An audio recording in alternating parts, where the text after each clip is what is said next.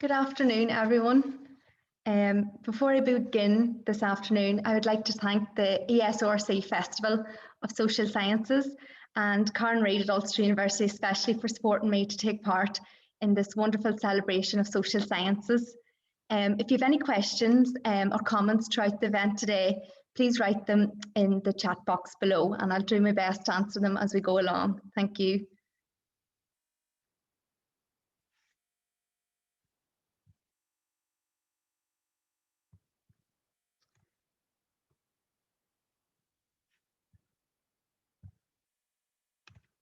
So my name is Stephanie Maguire and I'm a research associate at Ulster University School of Psychology.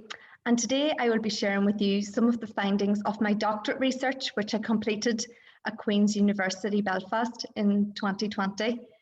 This was a mixed method study which was undertaken with young people and teachers in post-primary schools right across Northern Ireland. The qualitative element of this study involved an exploration of the role of schools in preventing domestic violence by listening to pupils and teachers' experiences and perceptions. Today, I will focus specifically on the findings which emerged from the group discussions with pupils aged 11 to 16. And this is the very first study of its kind within a Northern Ireland context. So, defining domestic violence. Well, one of the most important problems that we face when we speak about domestic violence is the matter of definition. There is a really broad array of research into this area, which has led to a large and varied number of definitions. Definitions are socially constructed, have developed over time, and reflect prevailing understandings, interests, and power distributions. As you can see, there are gender terms such as wife abuse, beating, and also violence against women. And these all reflect a theoretical choice to frame the problem in gender terms that reflect the fundamental assumption that gender is at the centre of the problem. Then you have gender neutral terms such as marital violence, family violence, or even domestic violence. And these reflect the theoretical assumption that the problem is essentially gender neutral and therefore should be studied and discussed in gender neutral terms. Indicative of the lack of a universal definition, numerous terms are used to refer to violence that occurs in the context of an intimate relationship. And these include domestic violence, intimate partner violence, and partner violence. In recent years, however, domestic violence is most commonly referred to as intimate partner violence, in an attempt to include all violence against an intimate partner, regardless of their marital status or the heterosexual or homosexual nature of the relationship.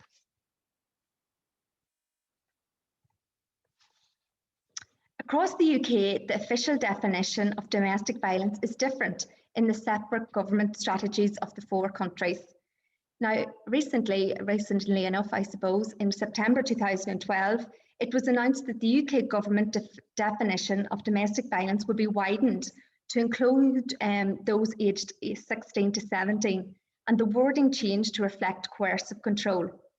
The decision follows a government consultation which saw respondents call overwhelmingly for this change. As you can see, the UK government definition of domestic violence and abuse is any incident or pattern of incidences of controlling, coercive or threatening behaviour, violence or abuse between those aged 16 or over who are or have been intimate partners or family, regardless of gender or sexuality. This can encompass, but is not limited to, the following types of abuse. We have psychological, physical, sexual, financial and emotional. Similarly, the Department of Justice in Northern Ireland defined domestic violence and abuse as threatening, controlling, coercive behaviour, violence or abuse inflicted on anyone by a current or former partner or family member. Now we're going to look really quickly at coercive control. So what is controlling and coercive behaviours and why are they important to be included in the definition of domestic violence?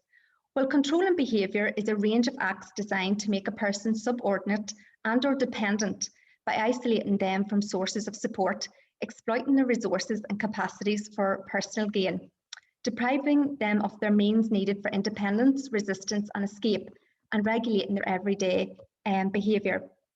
Coercive behaviour is an act or a pattern of acts of assault, threats, humiliation, and intimidation, or other abuse that is used to harm, punish, or frighten a victim and their dependents. Only very recently, in January 2021, the Domestic Abuse and Family Proceedings Bill was made legislation in Northern Ireland, and you may have seen this in the newspapers. This was really long-awaited legislation that means domestic abuse offences in Northern Ireland will no longer be limited to physical, violent, or behaviour that is threatening.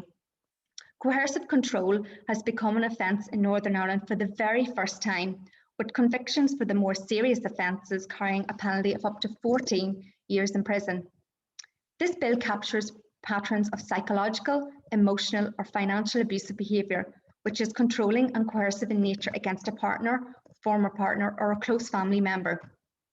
It makes clear that coercive control is equally devastating and intolerable in its impact on the victim and children who witness same. It is now crucial to ensure that everyone recognises that domestic abuse, whether physical or non-physical, has no place in the homes of Northern Ireland and will not be tolerated. The creation of this offence is particularly timely, given the sharp rise in instances of domestic violence in Northern Ireland during the COVID-19 pandemic. So, what does domestic violence in Northern Ireland look like?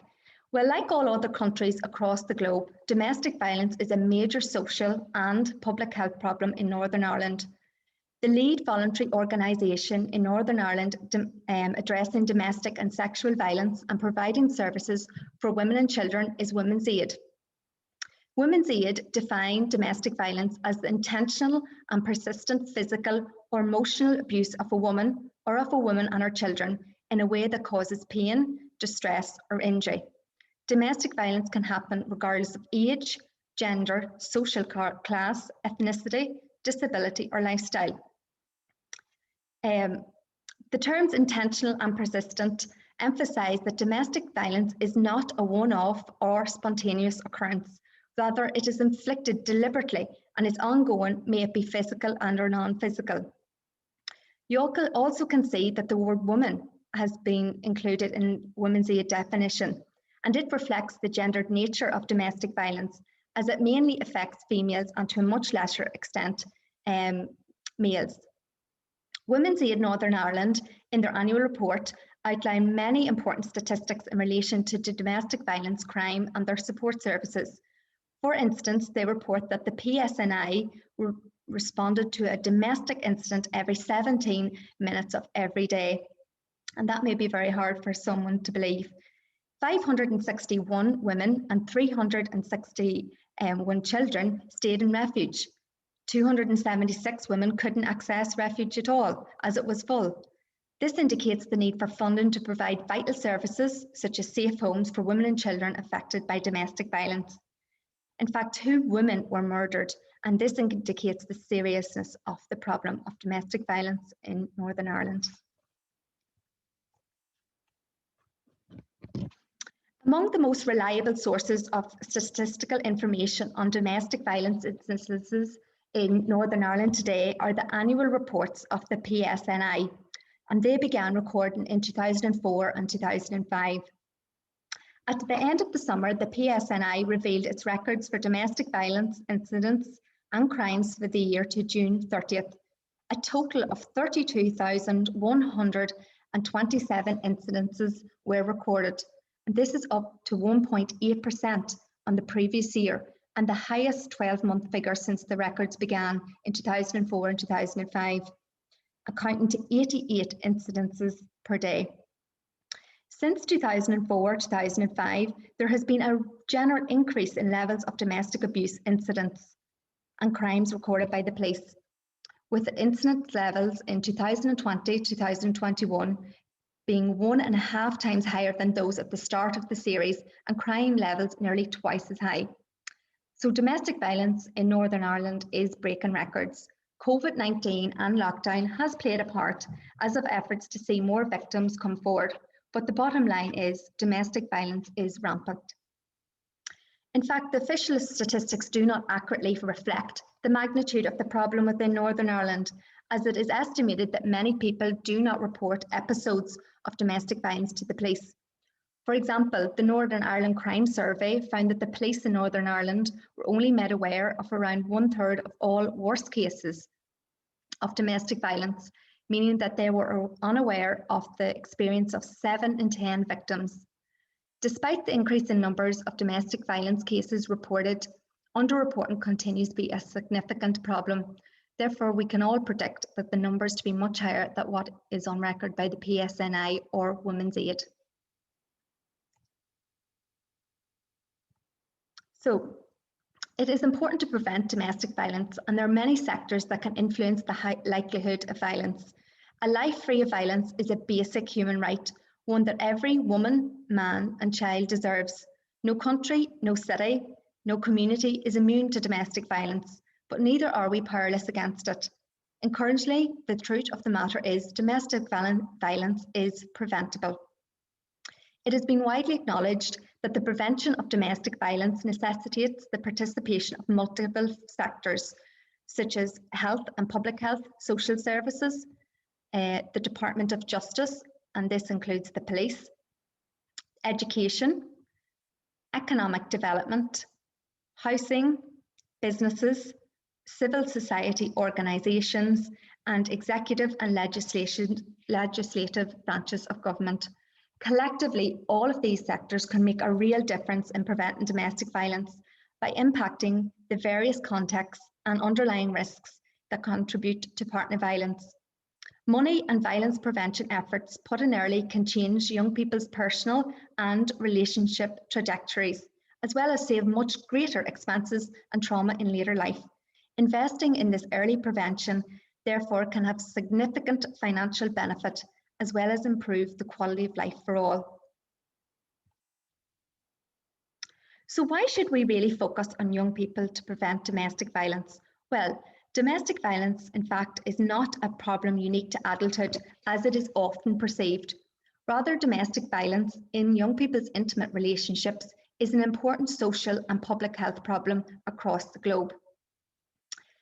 UK studies to date have reported the prevalence of adolescent dating violence and abuse victimisation as being between 10 and 30% for physical dating violence, between 20 and 70 for psychological or emotional abuse, and 3 and 30% for sexual dating violence. A very recent study undertaken in the UK with 13 to 14-year-olds found that 45% of pupils who had been in a dating relationship reported having experienced domestic violence, and 25% having perpetrated it. So in short, large numbers of our young people in society are subjected to violence within their own romantic relationships. Evidence indicates that dating violence can have considerable adverse effects on adolescents' health and development, such as higher risk for depression, suicides, and poor educational outcomes. As well as this, many young people are also exposed to domestic violence between adults in their homes during childhood. According to UNICEF, as many as 275 million children worldwide are exposed to domestic violence in the home every year. In 2018, the NSPCC published a report called How Safe Are Our Children? This is the most robust and up-to-date child protection data that exists right across our 4 nations in the UK. The report found that by the time a young person reaches the age of 18, almost 1/4 of children will be exposed to domestic violence. Research on children exposed to domestic violence indicates that there are of increased exposure to the presence of other adversities in their lives, which include deficits in academic learning, complex psychological problems such as post-traumatic stress disorder or severe anxiety, as well as relationship problems. So these immediate and long-term consequences indicate that experiences of domestic violence in adolescence, a critical life stage, has the potential to impact negatively on health, especially their mental health, into adulthood. Therefore, we can see that there is a really good reason that we target prevention and intervention efforts at teenagers in early adolescence, as the gains may be short-term as well as long-term.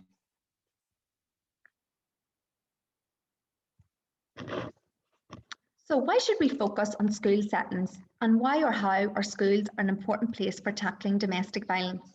Well, firstly, schools provide a key context where prevention can be delivered on a large scale to a captive audience. Schools offer universal education and have repeated contact with a large population of children and young people who have yet to experience their own intimate relationships. Also, since much of children's social learning takes place in school, education settings offer an appropriate, safe and secure environment to develop skills in building healthy behaviours and relationships, good mental health and emotional resilience to enable them to identify abuse and exercise prevention skills.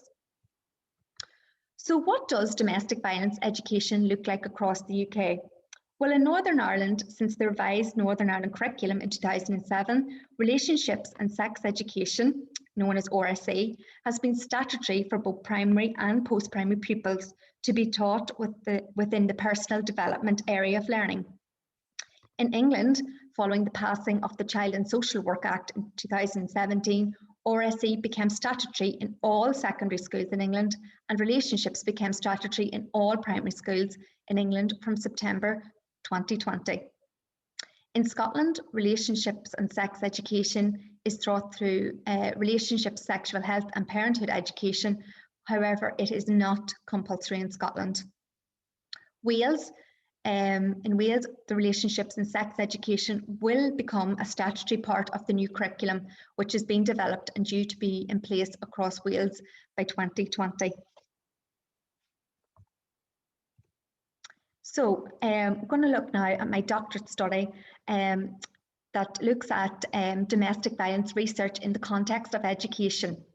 However, it remains relatively under-investigated right across the globe, in particularly the perspectives and experience of those who receive domestic violence education have been limited. Given the recent enlargement of the UK government's definition of domestic violence to extend its definition from adults to young people aged 16 and above, renders the need to conduct research on domestic violence education all the more urgent. One of the aims of my doctorate research was to explore the role of schools in tackling domestic violence, as education is the principal structure by which society can influence future generations. My doctorate study explored post-primary school pupils' experiences and perceptions of domestic violence education. This is the very first study of its type to be undertaken in Northern Ireland. The aim of my study overall was to generate evidence that can be used to inform and improve domestic violence education efforts in schools. Data was derived from 30 focus group discussions with 188 pupils, and they were aged 16 to 18 and attending post-primary schools. Pupils involved attended Catholic maintained schools, controlled schools, and integrated schools. From these discussions with the young people, 5 themes emerged as barriers to domestic violence education in schools. We will now explore each theme in detail using examples of the conversations that I had with these young people. So a theme that emerged from the group discussions was that domestic violence is a taboo topic during schooling. One pupil stated, "Domestic violence is a very taboo subject and school doesn't really want to talk about it." Worryingly, another pupil felt it was not acceptable to talk about or report domestic violence in school settings. This individual said, "If adults don't talk about domestic violence, how are we supposed to know? If teachers can't talk about domestic violence, then how are we supposed to? If we are in an abusive relationship, then we can't talk about it. It's like they're cutting you off and they are saying, don't talk about domestic violence. Then you think it is not acceptable ever to talk about domestic violence, so we keep it all in. It's all hush, hush. And if domestic violence goes on, it goes on. Just don't do anything about it, basically. We are not learning about domestic violence in school at all." And that came from a female Catholic attending a Catholic maintained school. Many pupils felt that if adults such as teachers do not talk about domestic violence, a rippling effect is created, whereby pupils also learn that they cannot talk about domestic violence.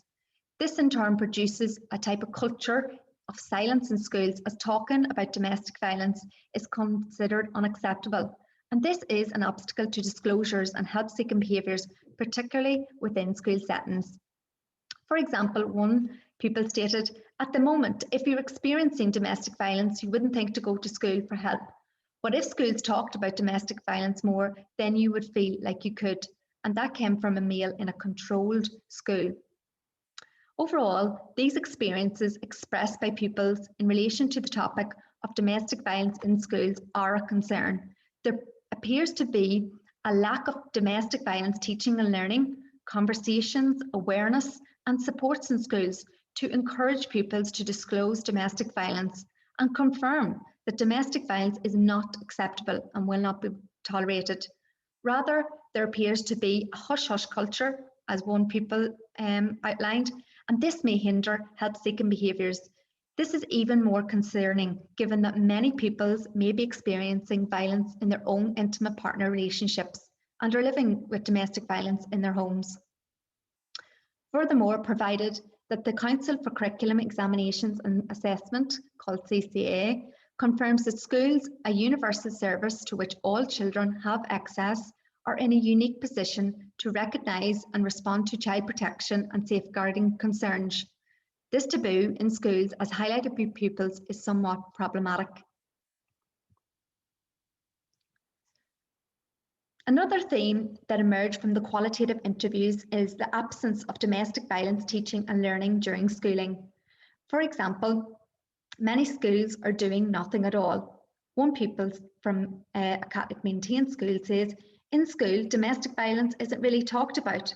There's no education behind it. It's just what you think yourself." Some schools are doing very little. One pupil says, "I think we've covered domestic violence once or twice, skimming over it in form class like personal development sessions. It was literally just spoke of and that was it." Another pupil said from a controlled school, "In our personal development classes, the focus is on smoking and drugs and alcohol. It's so important to learn about these and especially bullying, but there's not much on domestic violence."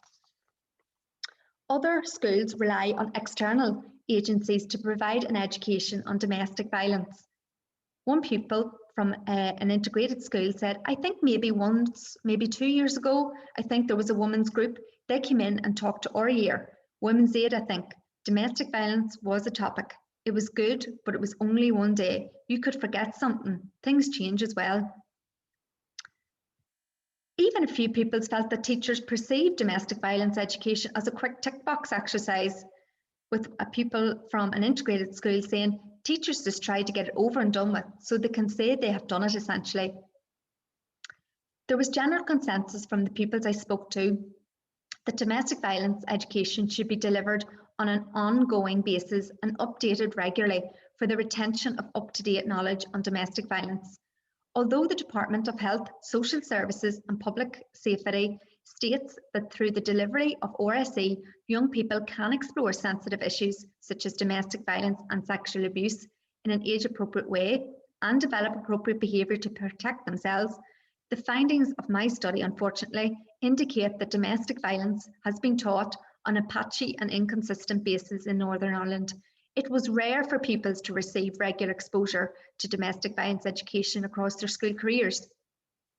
Overall, the insights that I gained from these conversations with pupils indicated that the domestic violence education pupils receive during post-primary schooling is at best variable and at worst non-existent.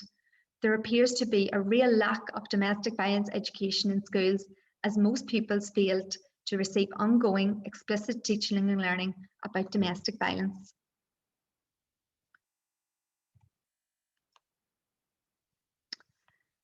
This absence of domestic violence teaching and learning in schools may be due to this next barrier that emerged during the group discussions.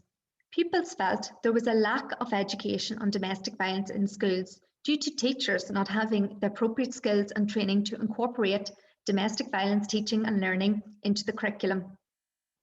One pupil from a Catholic maintained school said, "I think it's because teachers don't want to sit down talking to a group of students about relationships. They don't feel that they're qualified to do. It's down to knowledge really, isn't it? Because if they don't know what they're talking about, they're obviously not providing their students with the correct information. I suppose teachers wouldn't feel confident enough to do that in front of us if they don't know themselves. Furthermore, another student from a controlled school said teachers might not be that confident to be able to deliver it or know what to do if a child was experiencing domestic violence. Teachers don't know. Overall, the majority of pupils that I spoke with felt that teachers often lacked the necessary expertise to deliver an education on domestic violence with competence and confidence. From this, we would argue that teachers may need better training to provide domestic violence education that is beneficial to pupils and help pupils instill confidence in teachers so that they can disclose experiences of domestic violence and promote rather than hinder help-seeking behaviours. Several pupils perceived faith-based schools as a barrier to the inclusion of domestic violence education during schooling. I have provided with you two really interesting quotes, well, I think they were interesting anyway, from pupils attending Catholic maintained schools. They outline how the school's religious values and ethos act as a barrier to their education on domestic violence. Both pupils were discontented, almost angry, by the impact religion had upon their education on domestic violence and the way in which their faith-based school prompts pupils to believe domestic violence is somewhat acceptable.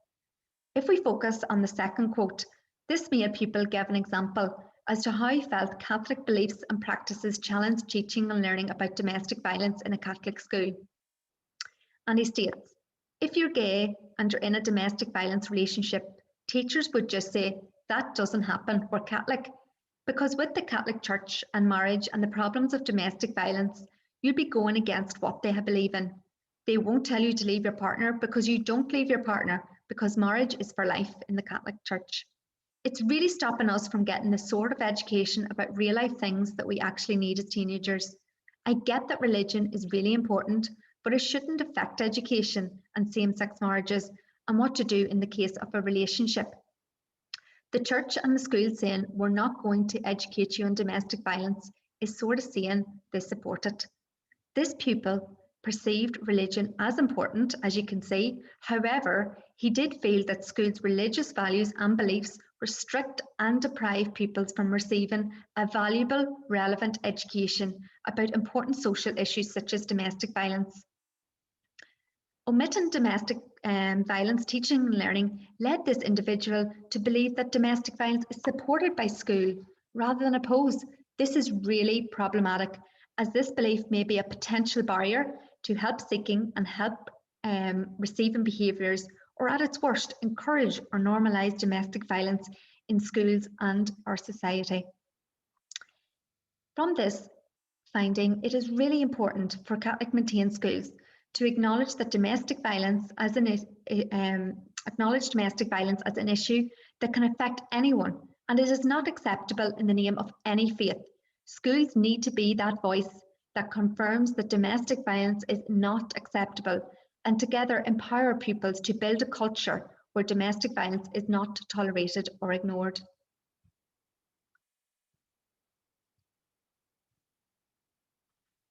According to many pupils, another barrier to domestic violence education was schools' priorities.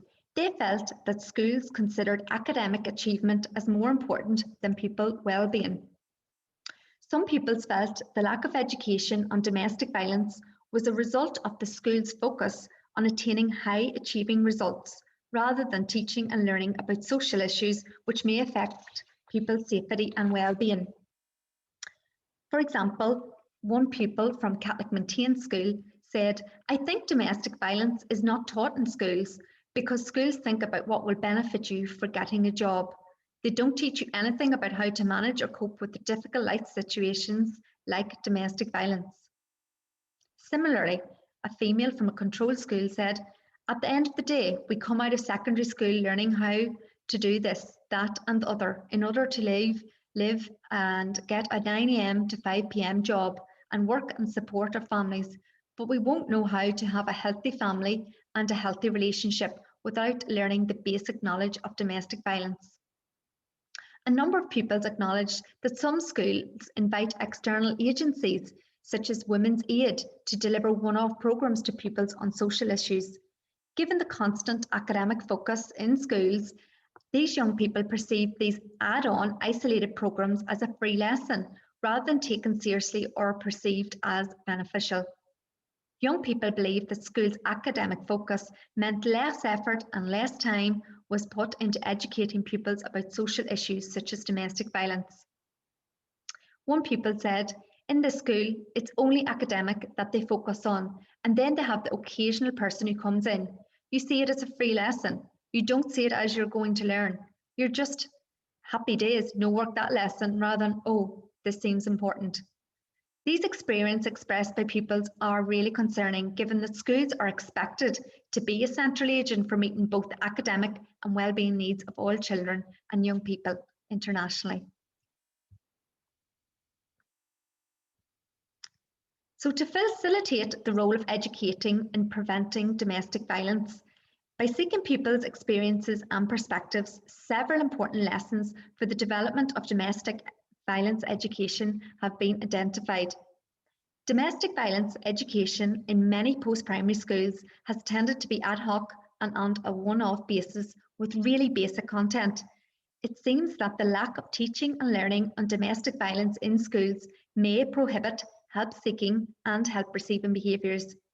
These findings suggest that schools need to work towards trying to normalise the conversation around domestic violence to help remove this taboo attached to domestic violence and encourage rather than hinder disclosures of domestic violence.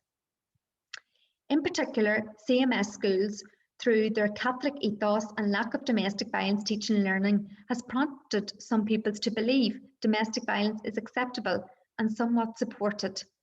This lack of teaching and learning about domestic violence in school may normalise rather than oppose domestic violence.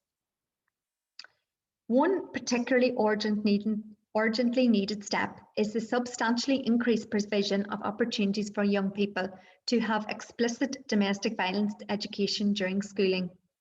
It is important that the topic of domestic violence is included within the curriculum, particularly through the school's personal development programme. According to the pupils in this study, for domestic violence education to be effective, the topic needs to become one of the core social issues alongside bullying, alcohol and smoking and so on. If schools are expected to be a central agent for meeting the wellbeing needs of all children and young people, post-primary schools need to allow enough time within the curriculum to provide an education on domestic violence. These findings are similar to research conducted on domestic violence education in other parts of the UK. For instance, in 2013, Ofsted reported that the sex and relationships education required improvement in 38% of secondary schools inspected in England, as important topics such as domestic violence were omitted from many school curriculum. Similarly, the Inspectorate for Education and Training in Wales found that RSE was not allocated enough time in the school curriculum. And this appears to be the similar picture that we are seeing in Northern Ireland. Schools must acknowledge that domestic violence is an issue that it can affect anyone, and that domestic violence is not acceptable, no matter what the ethos of their school. Schools may need to work towards creating a culture where pupils feel more able to disclose issues of domestic violence and feel reassured that appropriate support will be provided when they look for it. There is need to break this culture of silence that we heard about in this presentation today and recognise that domestic violence is no longer a private matter, but rather a public issue that needs to be addressed across all educational institutions.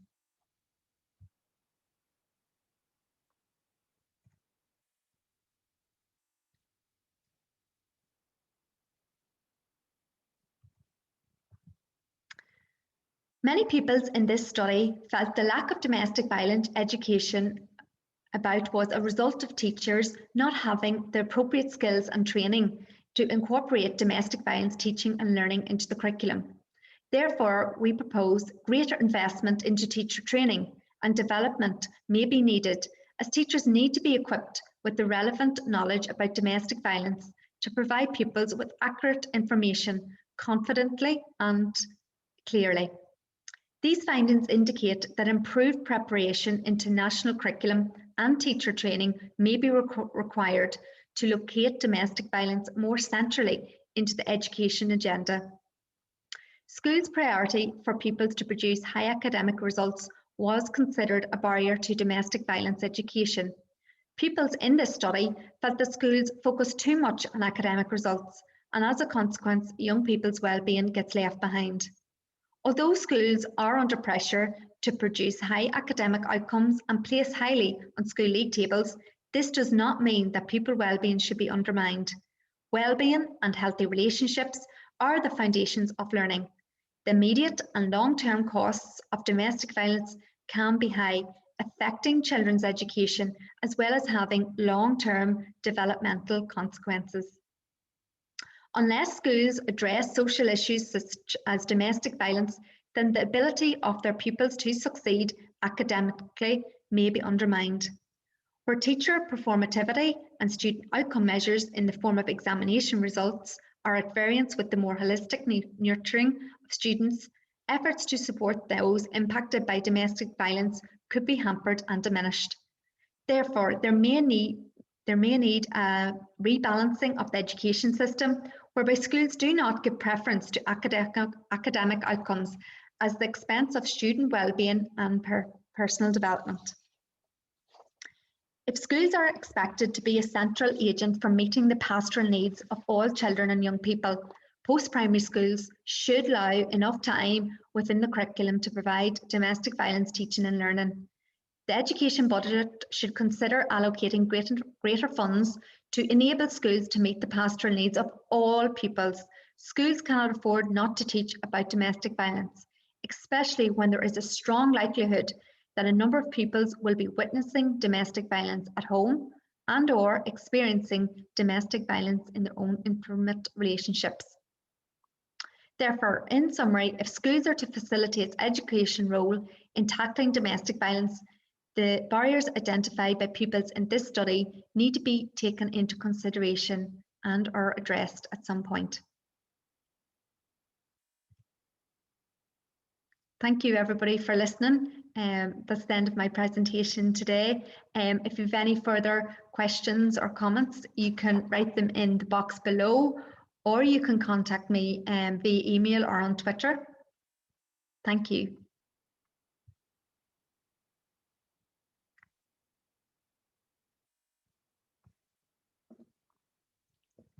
Let's see if there's any questions.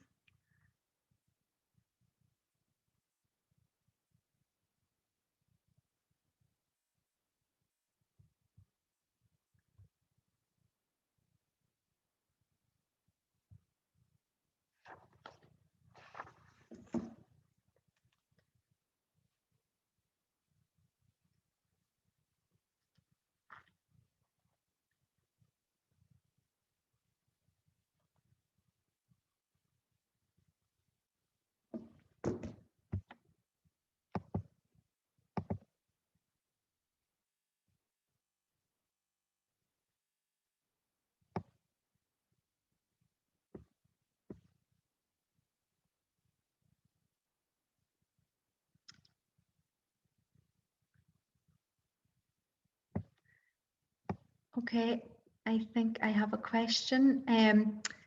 Thank you for a fascinating presentation. Thank you. Are you aware of any countries that include domestic violence education and may have had a positive outcome? Maybe these statistics need to be shown to our politicians so more is done here. Yes, definitely. That's the aim of this presentation, and trying to make an impact to politicians and policymakers to make that change in Northern Ireland. Yes, in Northern Ireland, Speak Out's Stay Safe programme was implemented by the NSPCC and Queen's University, I think it was, to see if it could improve young people's understanding of domestic abuse, increase in awareness about domestic abuse, and improve people's knowledge of how to seek help. And it has recently been published as it was a successful programme. That is a primary level, but a post-primary level in Northern Ireland, there has been no education really included within the curriculum. It has been more been external agencies such as Women's Aid coming out and delivering programmes, but nothing is strategy or compulsory or specific to domestic violence within our curriculum. I hope that answers your question. Excellent, very insightful. Thank you. Just a thank you and very informative. Thanks very much.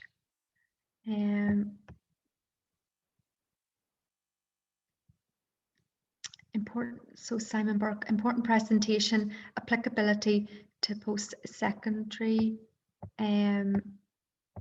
institutions. Simon, you're talking about third level education?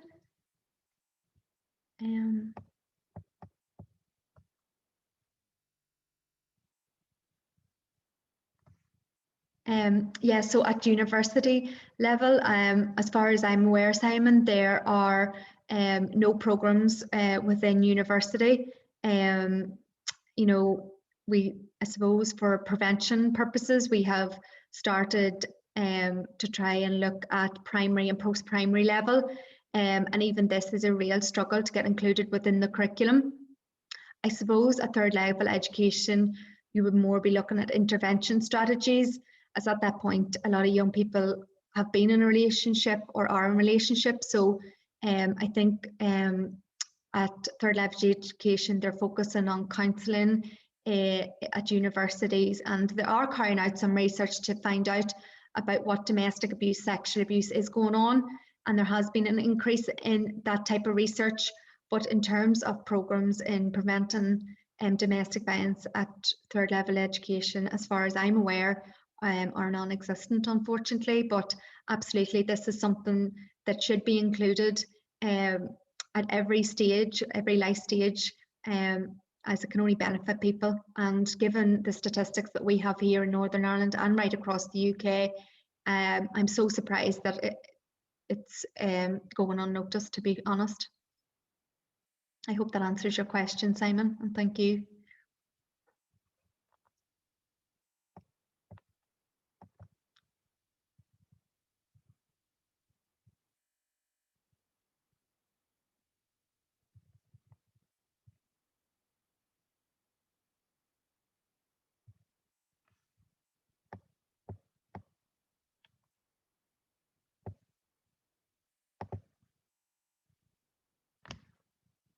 Okay, so I think that's all the questions for today. If you have any other questions, please do not be afraid to email me or access me on Twitter or anything like that. I'd be happy for any additional questions or comments or anything like that. And thank you everybody for listening. I just have provided a last slide in case anybody has been affected by any of the issues that I have spoke about today. Thank you very much.